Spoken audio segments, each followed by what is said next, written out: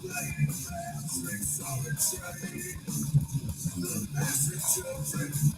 just waiting for Boe to cross the bridge. Here's the bridge.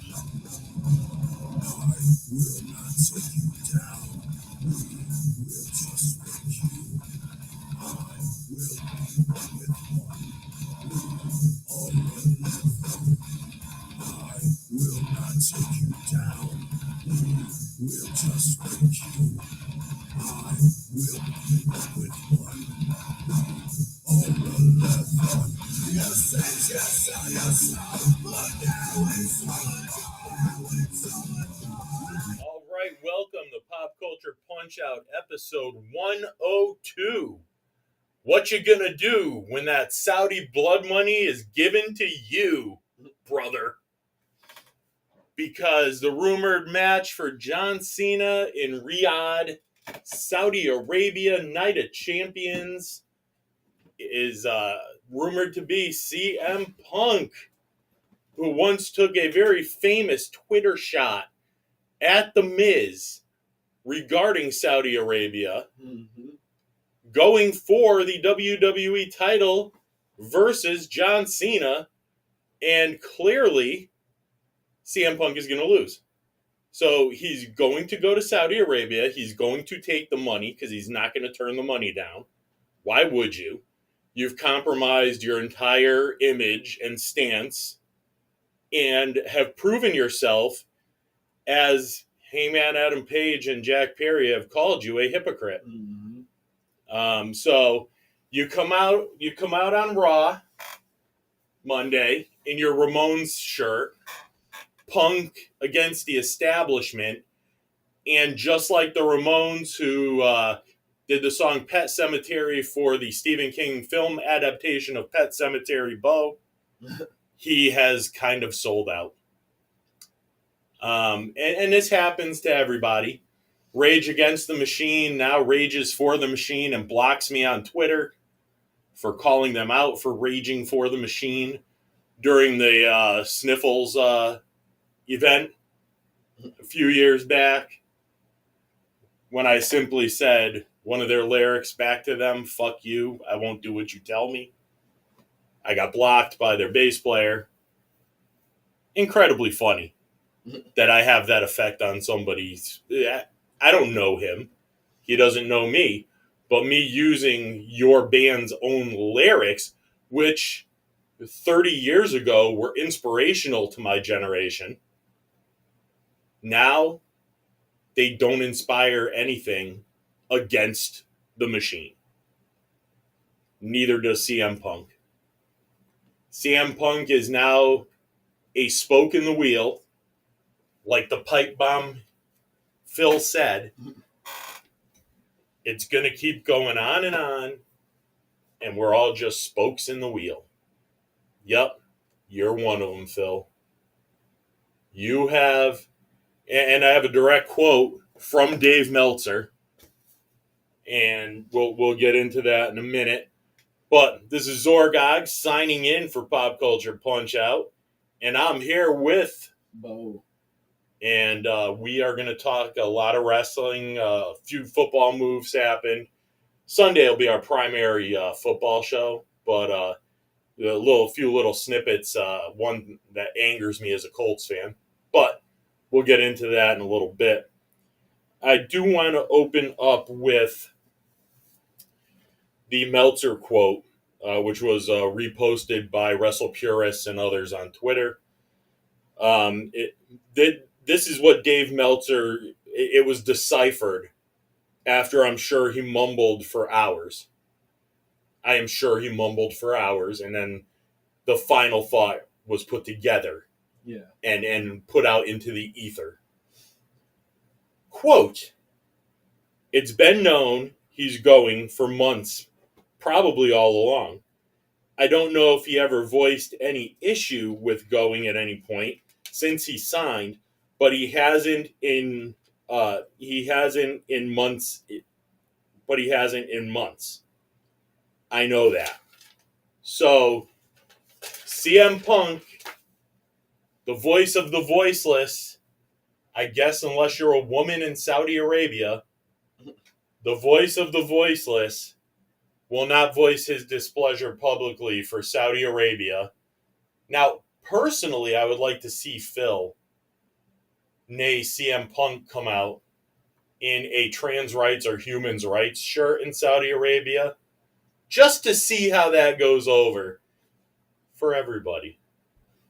Because if he really, again, if you want to rage against the machine, do it. Have some compunction, Phil. Have some balls, some testicular fortitude, as they call it. But at the end of the day, The Miz gets the last laugh. Yeah. I had time to think on this. And they're going to go one of two ways. One, Punk is not getting the match. And this is all a ruse. So he doesn't have to work Saudi. Or they're just going through with it, and he's going through with it. But I have a feeling this is a setup to write Punk off TV. Because if Punk is Punk, he doesn't want to go to Saudi Arabia. And if WWE is WWE, when they bring him back to TV, he will be losing to everybody he faces for not going to Saudi Arabia. Mm-hmm. Because I can tell you one thing, the Crown Prince of Saudi Arabia is going to want CM Punk there. Yeah. So this is what happens when you go to WWE and you know, before you even put pen to paper, you knew they have a working relationship with Saudi Arabia. You knew the company you were going back to, but you also knew this was the only company who could afford your high price tag outside of AEW. Mm-hmm. Which is where, honestly, TK should have never fired him.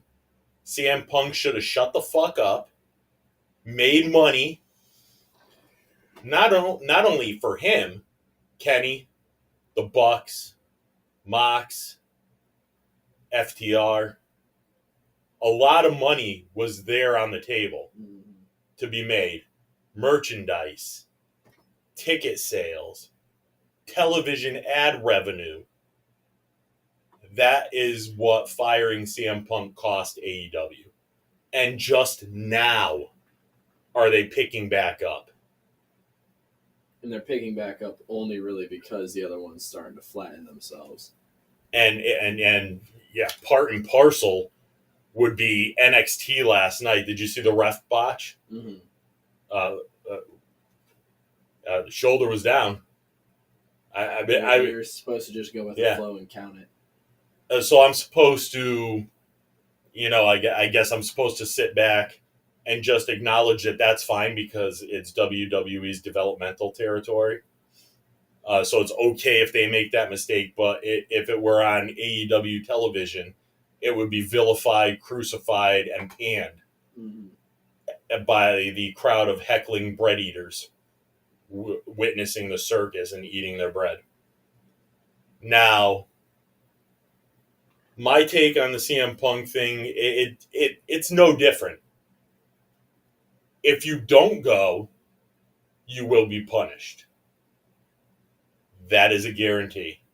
If you do go, you're not CM Punk anymore. No, if you do go, you have compromised your beliefs and your morals for your job.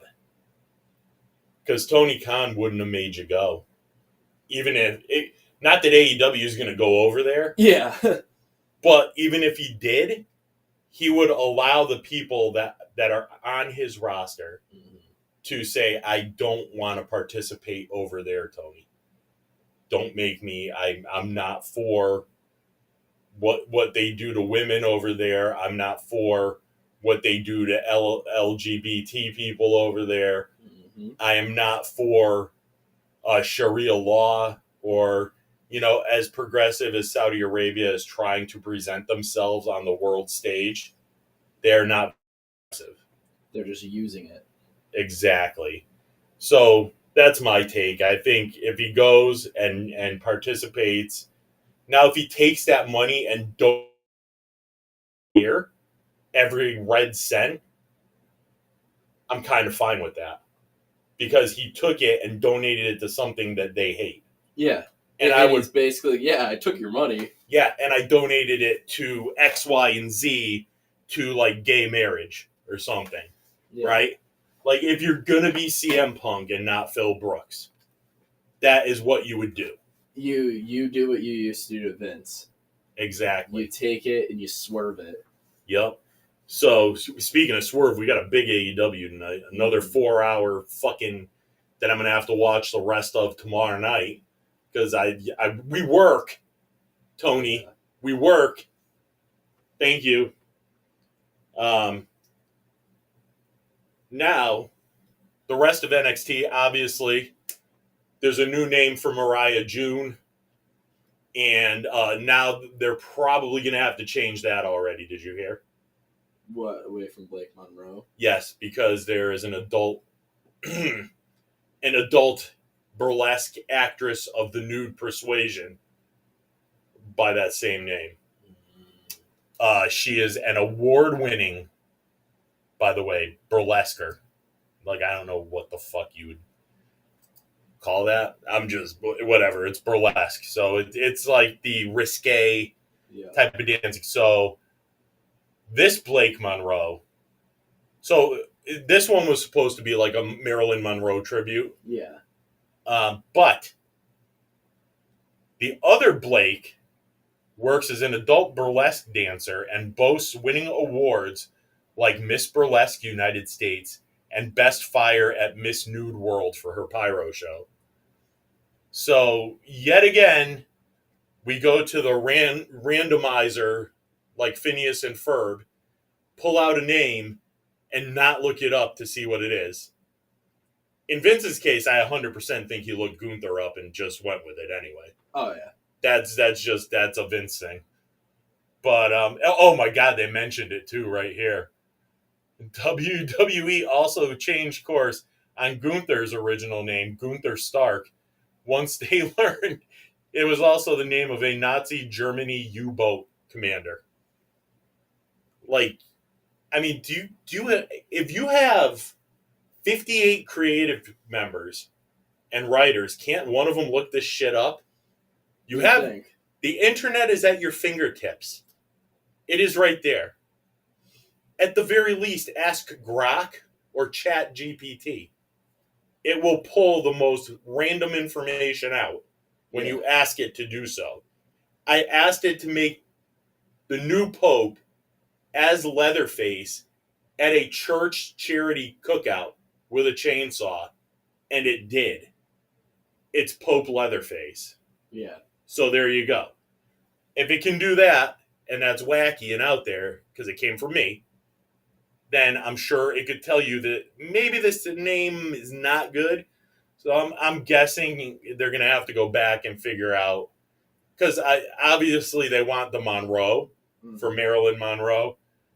So they're going to have to find another first name if they want to like Mariah. Fully separate. But they don't. The problem is that she reached the mountaintop for the women's title in AEW. Yeah. They have to wash that. In their eyes, that's dirty. That is dirty. That AEW Women's World Championship is filth. And they have to wash it off like a stain. Mm-hmm. So they got to get that out of there. But at least they didn't name her, what was tiny mustache guy, Ava Braun. His cousin, girlfriend. I don't know what the hell that was. It was his girlfriend, cousin. I don't know. Personally, I think tiny skinny mustache guy was slightly closeted, if you guys know what I mean. You know, and that's why he was such an angry little person. But at any rate, we'll get to Raw thoughts on Raw. Bo, would you like to go first? Would you like me to go first? I know what our main one is. We're on common ground. So I'll let you go. Well, I'm going to start with the highlight of the show. Yes, the rejoice. The Ring General is back.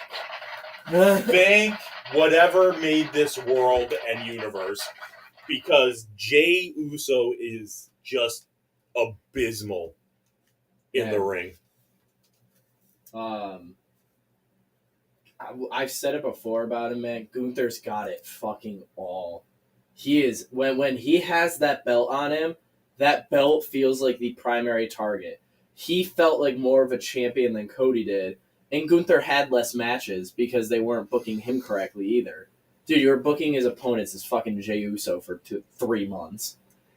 And then they had to course correct and have him choke him out. Yeah. So, but this dude just, I use the word often for champions, but like when I say Moxley has an aura about him, Gunther's got an aura, man, where it's just this big, imposing fuck.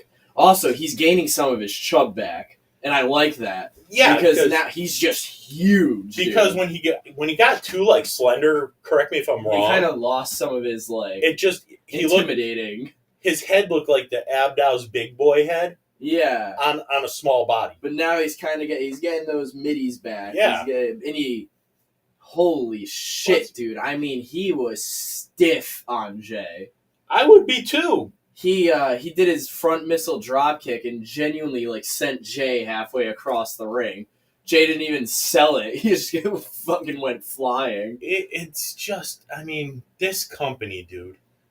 Like, I sometimes really, really wonder if they just pull an idea out of a hat randomly and fucking, here we go.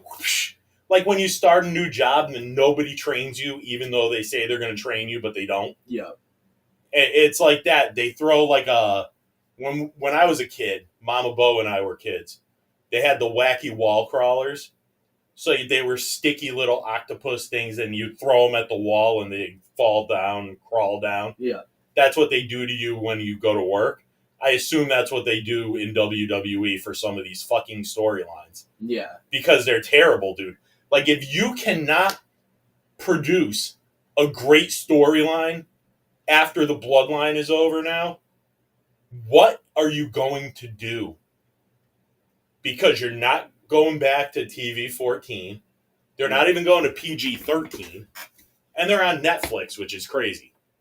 You could get away with shit. Mm-hmm. Now, their bullshit is bleeding into TNA, which is funny because I was flipping through and, if you flip through like Freeview on Sling or Roku, everything has the TNA channel. So TNA Genesis from a couple of years ago comes on, and I turn it on. It's PCO against Steve Macklin. Yeah. And this match is fucking, there's blood everywhere. Now they can't do that. If it's incident, like an accident, they can.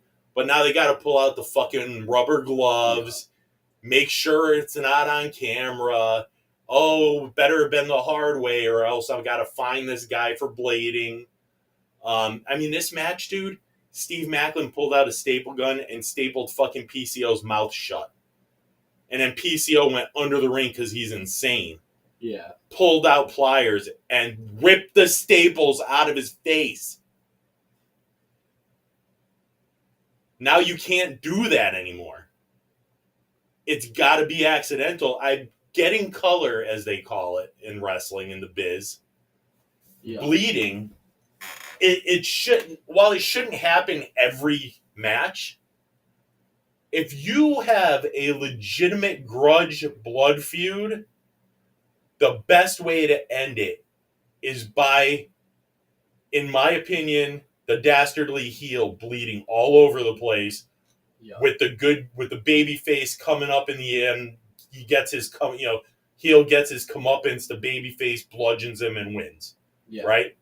Or if you're going to keep the heel strong, like a Ric Flair, they both bleed, and the baby face is bleeding out worse. Yeah. And the heel stands up and also beats him after the match. Merciless. That there's a place for that in wrestling. You don't have to glorify it. Yeah. For that, I have my deathmatch wrestling in Japan and GCW. So you can get that somewhere else. You don't need to make it part and parcel, but I don't think you have to ban it. Blading is already, and blood is already banned in certain states. So you can't do it in certain states unless it's the hard way anyway. Yeah. You'll pay a fine, which most promoters would pay if it was a big gate. So if you drew a lot of money, then yeah, you're probably a $30,000 fine. You're not going to cough at that. Yeah. You're going to pay it because it's going to get the people into it. Of course, you have the tragic accidents like Ali Ketch at the Hammerstein earlier this year, where she dove out of the ring and her leg turned in a way which it shouldn't turn. Yeah. And so that was, again, they were in New York, though, so there's a stoppage. The ambulance has to clear out. And this amazed me that the protocol is so strict. Yeah. As far as the ambulance. So the issue was they couldn't carry on with another match starting until the second ambulance was in place in case someone else got hurt. Yeah. So they literally, there was like 25 minutes of dead air where the Grim Reaper is just standing in the ring. Yeah. Kerry Morton is getting the crowd to yell at him, like healing it up. Mm-hmm. And he's like, dude, can we just start the match? And he's like, no, you can't. Like, I think Lauderdale had to run out and be like, no, you guys can't. Literally can't. Like, we'll get fucked if you start doing anything here. Mm. So once the second ambulance got there, they were able to go. But now that fucked the timing up of the show. And then I remember that show went long enough to where Triller was asking me if I was still watching. Again, this was like, I'm like, did Tony Khan book this fucking thing to go 8 hours? But you know, I digress. I'm gonna make a couple of points here. Fully agree with Boe. I'm so happy. Not even who won the belt, that makes me happy in and of itself. But just the fact that this friggin' goofball is not your champion anymore. Yeah, mind you, also, after the show ended, Gunther is so phenomenal at going into business for himself to really just show that he's the best. And so he picks up the camera after he's walking into Gorilla, and he goes, I told you since day one, Jay, that it was a fluke. These fans, everything, you're nothing but a fucking joke. Just like your brother. He goes, why don't you go right back to just doing the same shit you used to? You can't even be a tag team the right way. He goes, the belt is back on the actual world champion. That's beautiful. Like, and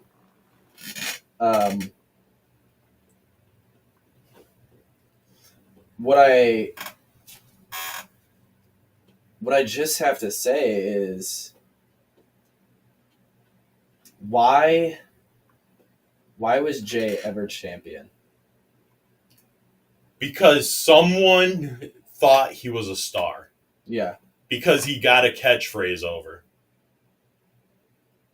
Think about that. Yeah, I mean, really think about that. Some people that those who run wrestling promotions think are stars. Yeah. They weren't stars. They were never stars. They're never going to be a big star. First of all, it's wrestling. So if you go to a common person, they probably know Hulk Hogan, possibly Goldberg, Yeah. Brock Lesnar because he's crossed over with UFC and had a cup of coffee with the Minnesota Vikings in the NFL, wrestled in Japan, so he's a worldwide name. They probably would recognize Woo! Yeah. And the name Ric Flair. Outside of that, I really don't think there's a lot of name recognition for most wrestlers outside of the wrestling circle. We know who you are. Yeah. But do you think if I said, hey, and I showed someone a picture of younger Zach Gowen, are they going to know that he wrestled with one leg? And that he was in WWE and TNA? Yeah. They're not going to know. Your average person has the attention span of a fucking mite. Yeah. You know what I mean? So we live in a world where like fucking reels of 10 seconds and TikToks are being consumed by people at all times. I think myself and Mama Bo might be the only people without TikTok that I know. Yeah. So it's like my attention span can handle more than that. But you've got to figure the average person that might click and see this on Netflix and watch it, they don't know anybody that's on their TV now. Yeah. Unless you were to literally throw Stone Cold Steve Austin, The Rock, those are the other two that I would mention. People know who they are. They don't know anybody that has begun or become famous in the last 15 years. I can guarantee there's not one name that your average everyday schmuck is going to come in and say. Yeah. It's 100% true. I mean, there's just so many people that are highly recognizable in wrestling. And WWE convinces itself that as the corporate machine that they are, that they produce stars, but they don't. Yeah. They take people that have already established themselves elsewhere and hope that they keep their fan base that they have, and they hope that the WWE fan base embraces them as well, so that more eyes are on the product.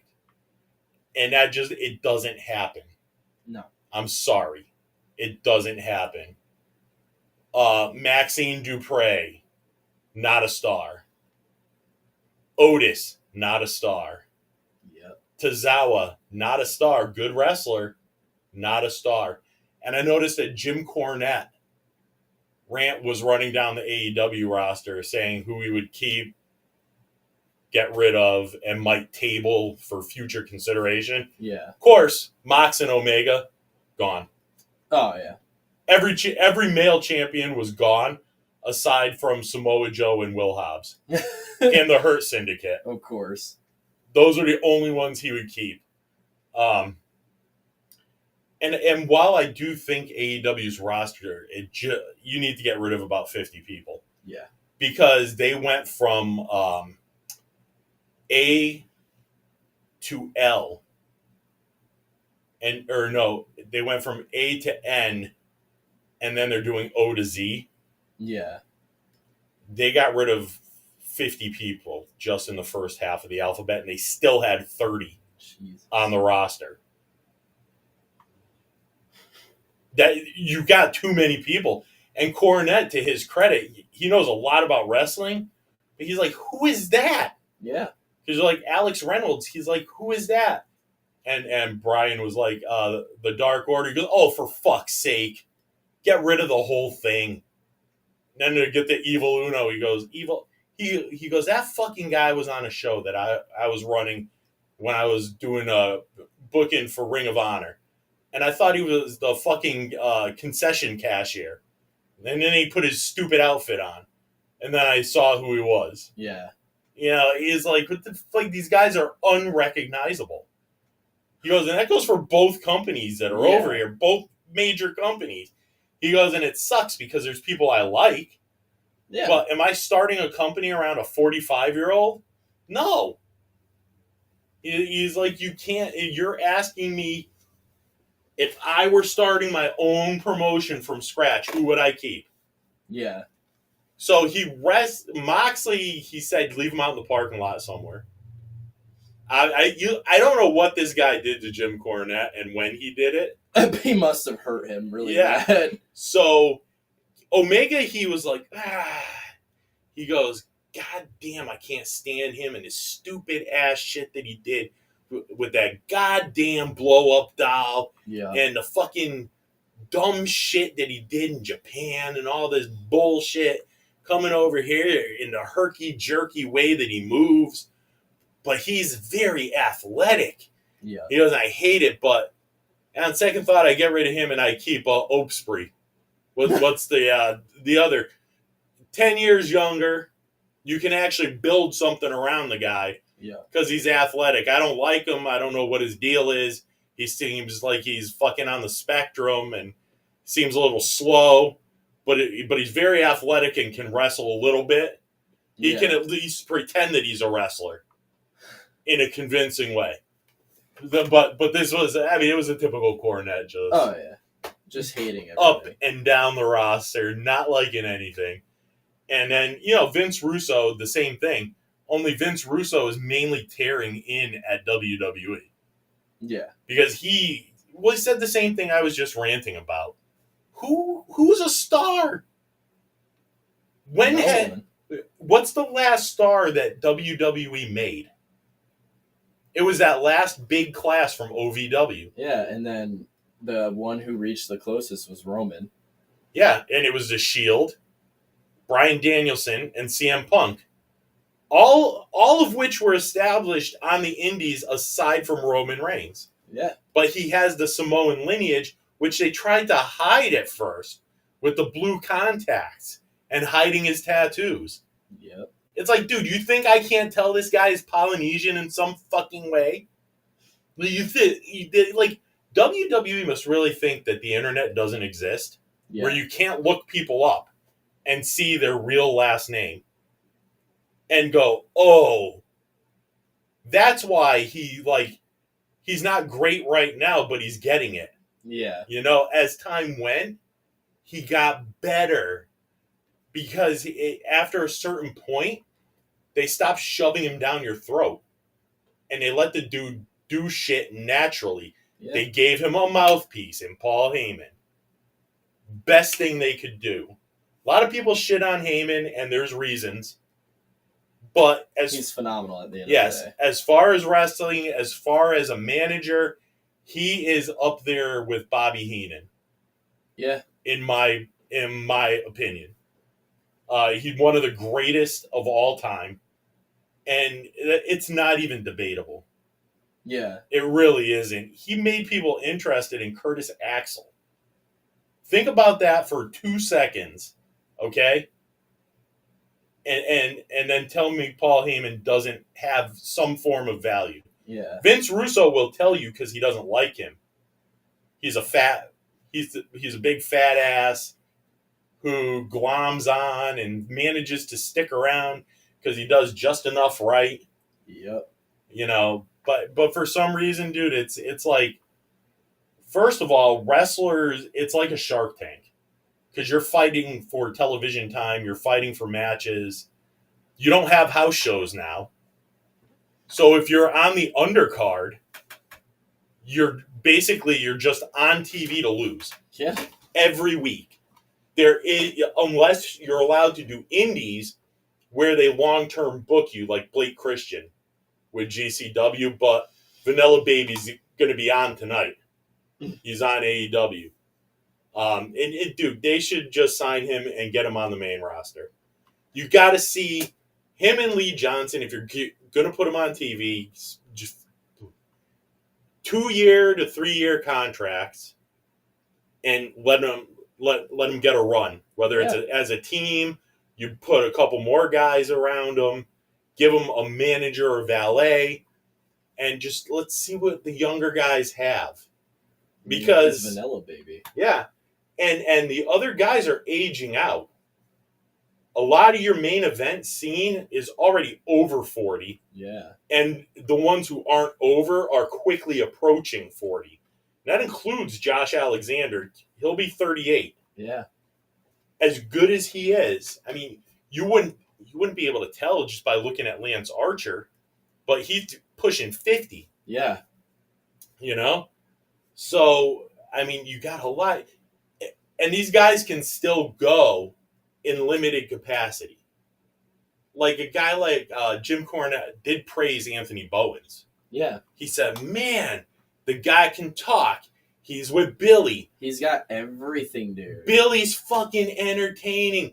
The fucking fans love this guy. He's got a great physique. He can wrestle. He's athletic. Why would you sit on this guy and have him lose week after week after week? Like, Jim Cornette is fighting for the guys that are to left field a little. Yeah. The guys you wouldn't automatically be like, yeah. He goes, AR Fox, yes? I would fucking keep him. If you could produce him a little better so he doesn't take as many risks that could hurt him, yeah, that guy is fucking fun to watch. He's good. And he goes, and some of these guys should be working with talent backstage. Then he gets to Bryan Danielson. He goes, if it's the fucking Bryan Danielson from 20 years ago, in a heartbeat. But this idiot that's running around praising AEW, thinking his AEW run was the greatest run of his fucking career, get that kid. Fire him. He's done. I get him out of it. I don't want him around the young talent. I got Kenny teaching them how to land on their fucking head and move awkwardly. We got Dick the Boozer teaching them how to bleed. And then we got this fucking guy. So again, it's a niche within a niche. Yeah. But my Raw thoughts on Raw, I have two. The first of which will be at this stage in both of these guys' careers, why is Chad Gable losing to AJ Styles? Yeah. Which guy? Okay, who do you see here in 3 to 5 years? It's not AJ. It's the guy you just re-signed last year. Okay? Why is he not beating AJ on AJ's way out of the company? Okay? Yeah. And number two, why is Braun Breaker losing a King of the Ring qualifier in a 4-way? This guy should win the King of the Ring. Yeah. Why is he losing a qualifier? Well, because, Dad, there's two very obvious people that they're putting in the finals. Orton and Cody. Orton's on one side, Cody's on the other. The second I saw that, I'm like, and there's your final. Cody's going to win and get his title match back. Like, okay. What level are we at now where we're booking? Are we throwing paper airplanes at people's pictures and picking? I'm looking at a storyline. I'm looking at a stable you guys are putting together. You're putting together a very good faction. Now, the older, late 30s Seth Rollins is the confident leader with swagger. You have the brutal muscle of Bronson Reed and just the sheer athletic terror of Braun Breaker, managed by Paul Heyman. I would add Becky Lynch as your woman. And, she comes out all the time with Seth. Yeah. Because they're married in real life. You can tie this shit in. It's believable. Becky's not good. And she's a heel. But she's a heel. They're married in real life. She's a veteran on the roster, okay? Now what you got to do is you got to look around the room. And you've got to find, if not one more male wrestler, a tag team to put into this group. And you rename it the Heyman family. I am telling you, it markets itself. And you have them run over your entire fucking roster as you build up the younger guys you're bringing in from NXT. Carmelo Hayes. You build him up and have him beat one of them. Clean. You have him win a singles championship on the main roster.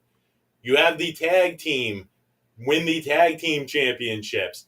You have Bronson Reed win a mid-card title as well. And you put Seth with one of the main titles. Yeah. And Becky with a title. She doesn't deserve it, but you put it on her because you're trying to establish a dominant force for the young guys to come up and beat. And Braun is one of the young guys, right? Now, I was thinking,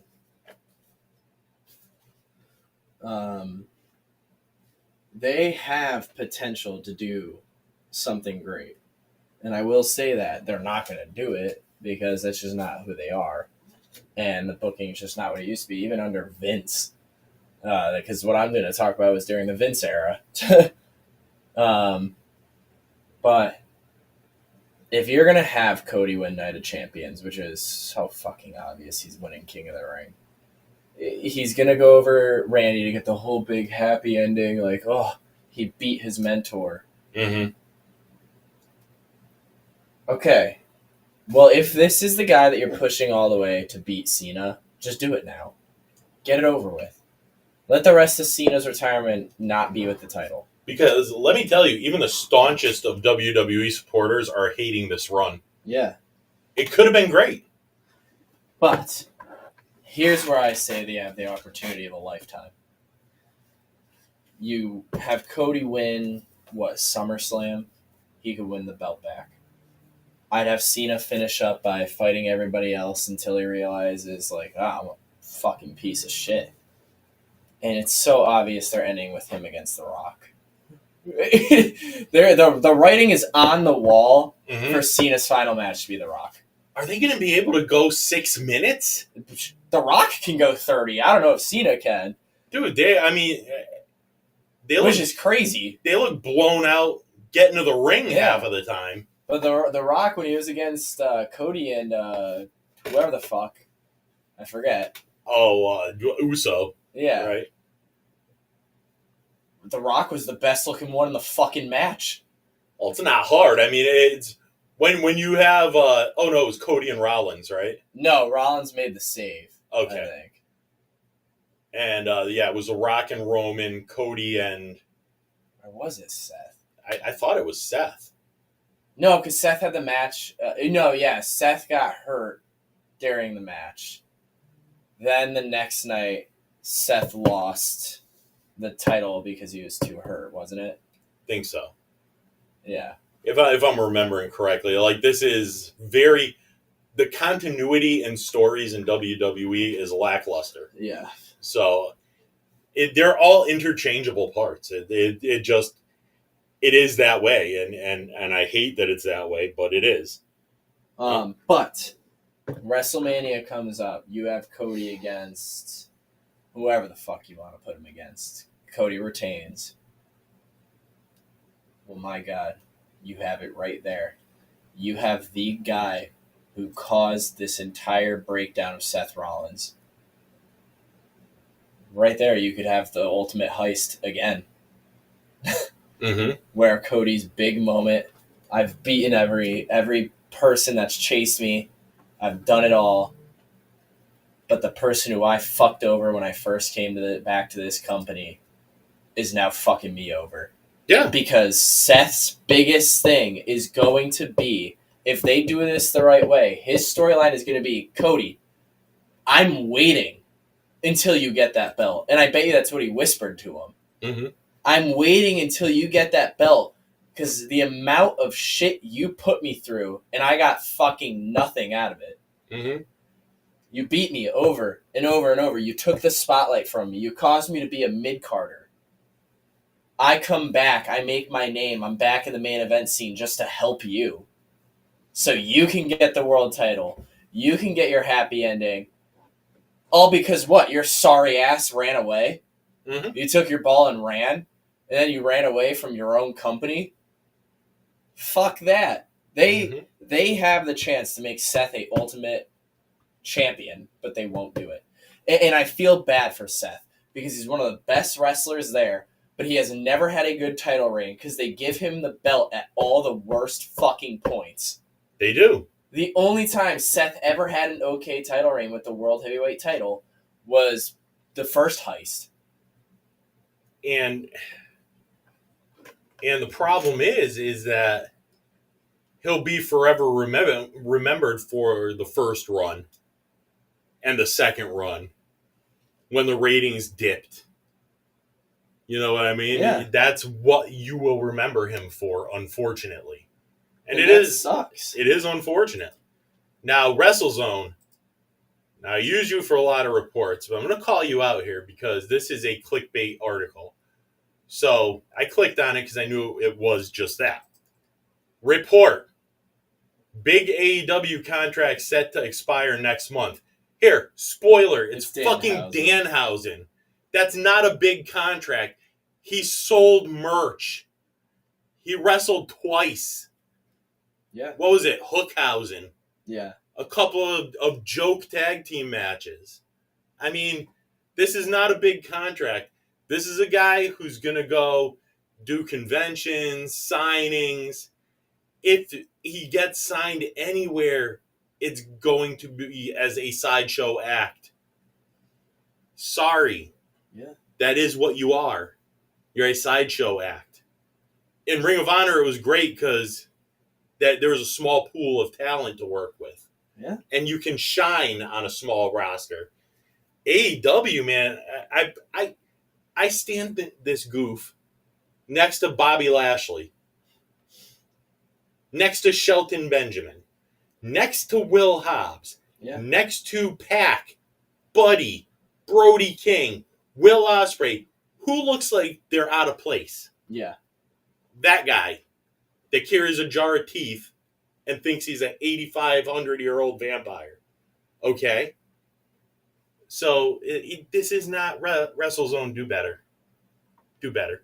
I mean, just terrible. Like, this is not... When I think of a big contract expiring in AEW, I'm thinking Mox, Omega, Swerve, Ospreay, Tony Storm. I'm not thinking fucking Danhausen and Abaddon. Okay? I mean, just set that shit straight. It's stupid. Rachel, let's see. So it's not Rachel Ellen, is it? It's Abaddon. So now they're talking, Abaddon's gone. And again, if you were to make that character more of a supernatural type of character, it might work long term. Oh, brother. We got some Hulk Hogan news, brother. Oh, God. He has increased his bid to acquire all Hooters restaurants. Aren't they gone for the most part? Pretty much. But now that he has moves, perhaps he wants to work there and wear some pasties, brother. I wonder if he's going to tweet it out and then end it with HH. Like we don't know it's fucking you, Hulk Hogan. Jesus Christ, this fucking guy. We already talked about Brooke Monroe. Let's not give that any more attention. Nobody cares. There was something else coming in here. Kingston is still rehabbing his knee, so he won't be back yet. But he will be soon. So now we're going to move into the AEW talk. So here's what I'm going to say, and I'm going to say some shit that a lot of these fucking fans are not going to like. Yeah. I don't want Shotzi. I don't want Tegan Knox. Shotzi knocked the shit out of AEW. Remember Blood and Guts? Yeah. I think it was her comments when it was, I want to say, the Inner Circle against the Pinnacle. Mm-hmm. And she shit on it. Oh, it's all blood and this, that. And then her first match back after her no-compete clause is the Tournament of Survival for GCW. Yeah. Which is a literal deathmatch tournament. And now she was on with Ariola Helwani on his show saying, ultimately, long-term, I would love to be in AEW. Hey, newsflash, honey. Nobody wants you. Nobody wants you. And Jericho is going to be the one that throws the kibosh on it. Because she shit-talked He has a podcast, Shotzi.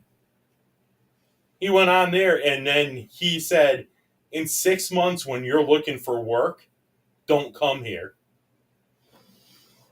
Oh man, yeah. And speaking of people talking their mouths a little too much, we'll get to Cody, who opened his mouth today. Again. I don't know if you heard about this. I haven't yet. So he was on a podcast this morning, and the Bullet Club was brought up. And Cody said, contrary to popular belief, the Bullet Club wasn't big and wasn't merch movers until he had joined the group. And that the Bullet Club was at its best when Finn Balor and AJ Styles were the leaders. He then went on Twitter because at least that part of the clip was apparently taken out of context, and Cody said, if you're going to fucking post me, you could at least use the whole clip. To where he said, they were great leaders to start into the elite. But I don't care about that. What I care about is you saying that the Bullet Club wasn't a big thing until you joined. They were big enough to where Jimmy Jacobs went to say hello to him when it was in WWE Creative, and he got fired for doing that. So the Bullet Club was big enough. The Bullet Club was so big that it had Vince on his knees for Kenny Omega. The whole group. Yeah. Like all of them. And he could not touch them. Because at that point in time, they, in wrestling popularity, especially online, were above them. And Cody joined when they were already at the top. Yeah. And it just broke them past the point where it's like, oh shit, I know that guy. And he was never the leader. He was fighting for the leadership. He was fighting for the leadership against Kenny Omega. And guess who was going to fucking win that? Yeah, is Cody Rhodes going to win it? Or the greatest fucking wrestler at the time? Is it going to be the former Stardust who ran away? Yeah. Because he's a lifetime mid-carder, dude, and that's what he is. Quite possibly the greatest Gaijin of all time. Tama Tonga would have been a better leader. Yeah. Tama Tonga over Cody. You know what I mean? It's fucking ridiculous, dude. It's like, this guy is so... The ego, Cody, cost you friendships in AEW. That the ego cost you a renewal of a contract. Between you and Brandy's egos, which I don't even know how she thinks she deserves to even have one, because she's nothing. Yeah. Terrible. But these are going to be my two final points because we're getting towards, Dynamite and everything. Yeah.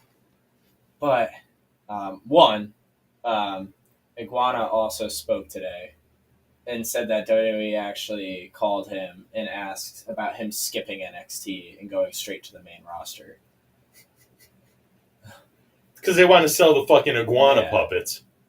But, not just that. One of the biggest things I've seen online recently is people saying, oh, well, WWE doesn't do this because of this. They don't believe in this because of this.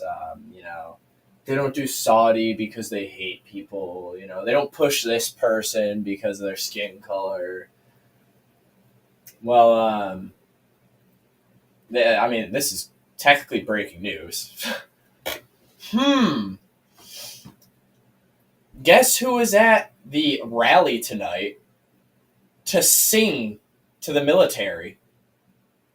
Well, albeit it was one Triple H, Angelo Dawkins, Montez Ford, and Cody Rhodes.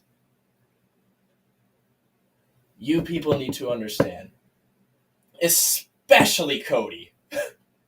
He's not the guy you think he is. No. He literally, a year and a half ago, had a Twitter account that was found that was very obviously his, where he was avidly super pissed off that his waitress at Starbucks, his barista, just happened to be a person of color. Mind you, he's married to Brandy. Has a mixed kid his beautiful mixed baby. Now, all I'm just saying, this is allegedly, so please Rumble and YouTube, don't sue me. But this is the company you're rooting for, man. You are so against all the things that they think of, but you support it. WWE, the McMahons have been involved with the government for years. Years, man. And imagine being Linda McMahon, where, yeah, I have to be about education for children, as my fucking ex-husband was trying to shit on somebody's chest. I don't think they're divorced. So what is it? Are they like separated? What was the I would hope they are. Yeah, by now. If you're still with this, listen. Man. If you're working in a presidential administration, you're married to you Vince. need to distance yourself from Vince at all costs. Yeah. I've told people. But you said Angela Dawkins and Montez Ford were there. Yeah. Yeah. See, but that also goes to show you can't judge books by their cover. Yeah. In any way. But my biggest thing is, guys, WWE is more a corporation than anybody. Mm-hmm. They are merged with TKO. Of course, they are political. Mm-hmm. And I'll go out and say it on a limb right now. This might be my craziest take ever. Vince McMahon, I mean, sorry if I have to be censored, belongs 6 feet under. But Triple H was never a good person either. No.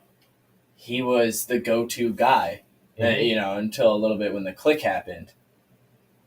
But this was the same guy who was on TV doing blackface and still defends it to this day. Yeah. This is the same guy who would go backstage and mock people. This is the same guy. And this isn't, oh, it's just scripted television. I'm not even talking about that. You can see it in the way Triple H books. Look at how Swerve Strickland, the Hurt Syndicate, even Willow are booked. AEW books based purely on how good of a wrestler you are. Yeah, it's merit-based. It is not DEI. It is not check the boxes. But at the same time, it's not also Triple H, where it's... I saw one of the worst memes ever on Twitter, where there's a fatal four-way on the SmackDown side of King of the Ring. And it's Aleister Black, Carmelo Hayes, LA Knight, and I believe Orton. Okay? So it's Triple H and Gorilla, and they say, oh, sir, who's supposed to lose? Black. Oh, Aleister? No, Carmelo.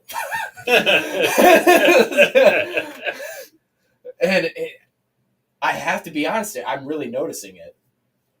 This dude, the New Day are tag champs and have done fucking nothing. Yeah. Meanwhile, you were shoving DIY down everybody's throat when people don't give a fuck about them anymore. Mm-mm. They're dead.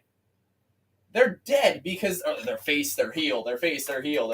They're worse than Big Show. Yeah, let me tell you, Johnny Gargano, you're gonna tell me that fucking guy's a star? 30 years ago, that guy wouldn't have even been on TV to fucking lose to someone. That Johnny Gargano, yes. But because, they took a picture with their baby and Triple H and put him on fucking, what's-her-face's, Candace's shoes. Yeah. Right? That makes, they're great. Now I'm going to book them to win everything. Yep. Motor City Machine Guns, fuck them. We just signed them so they didn't go to AEW. Mm-hmm. And that's exactly what happened. And I'm sure Motor City was promised all sorts of shit. And I'm sure the Lucha Brothers were promised all sorts of shit. Guess what? You're not getting any of it. Now they're interested in Santana.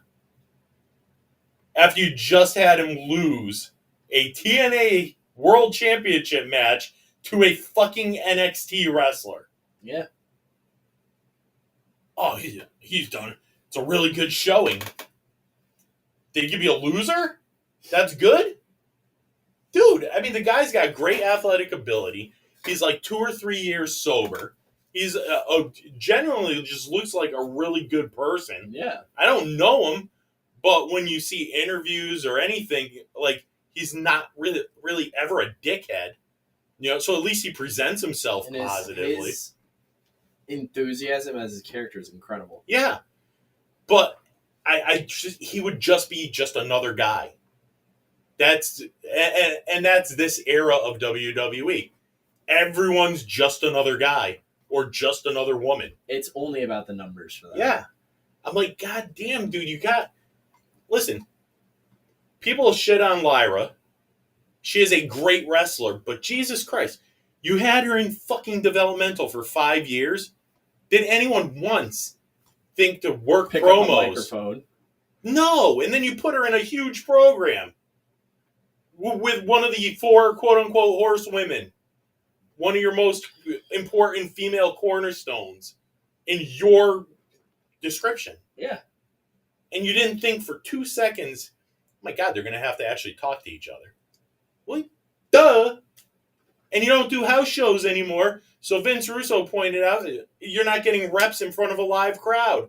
So you're just out there on TV. And he goes, I'm looking at this poor girl, and she looks fucking lost. He's like, and Becky's nothing special either, but at least she can somewhat speak. See, and that's the problem. They can't make stars. So let's go through the AEW matches. We got the Summer Blockbuster 4-hour show tonight, aforementioned. We're going to have the Kenny Omega, Kazuchika Okada contract signing. We have Mystico versus a mystery opponent. By the way, Mystico, the former Sin Cara, the OG Sin Cara, dude, this guy is incredible. Forget what you watched when he was in WWE. Remember what he's been doing in CMLL in Japan and AEW, because you are getting the true Mystico. Mm-hmm. I would love to get him one-on-one with Kenny, but the fucking Okada Omega match has to happen first. That match alone sold 1,500 tickets. Yeah, I mean they're 3,000 away from a sellout, over 20,000. So I mean, yeah, again they're dying though. Yeah, keep telling yourself that. All it does is it makes them seem to work harder to course correct and fix everything. So it's working against you. We're going to get Tekla against Queen Amanada, who made the save last week. Toni Storm versus Julia Hart. Anthony Bowens versus Kyle Fletcher. We have the Hurt Syndicate in a trios match against Jet Speed and Commander. That would be Kevin Knight, Speedball, Mike Bailey, or as Jim Cornette refers to him now, Hong Kong Phooey. And I'm assuming the Hurt Syndicate is MJF with them. Yeah. And Swerve versus Ospreay too. Give them an hour. That's all they announced. I mean, last week what they did is, as Dynamite went, they announced collision matches, and then those happened. So they might do the same thing this week. I mean, it was a solid show. I had to watch it in 2 parts because of work. It's on a weeknight. Tony, please, kill him. But, I mean, all in all, dude, if you're going to book a 4-hour fucking show with an overrun, they did a good job. Yeah. What do you think? Yeah. Yeah, I have no complaints. So what we're going to do, Sunday, episode 103, we're going to talk a little NFL and college football as we get ready for the football season. Obviously, we'll throw a little wrestling in there. Plan on seeing 28 years later and doing a full synopsis once it's out and we consume it. So, yeah, I think that's all I got for tonight. We hit all of our bullet points. Please, can we free Ludwig Kaiser? Where has he been? He has not been on television. My favorite wrestler in fucking WWE. Do something. Fix it. All right. So this is Zorgog saying farewell until Sunday morning. And I'm going to let Bo do his thing. And bid you adieu with a goodbye. Mwah! And good night. Bang. Peace.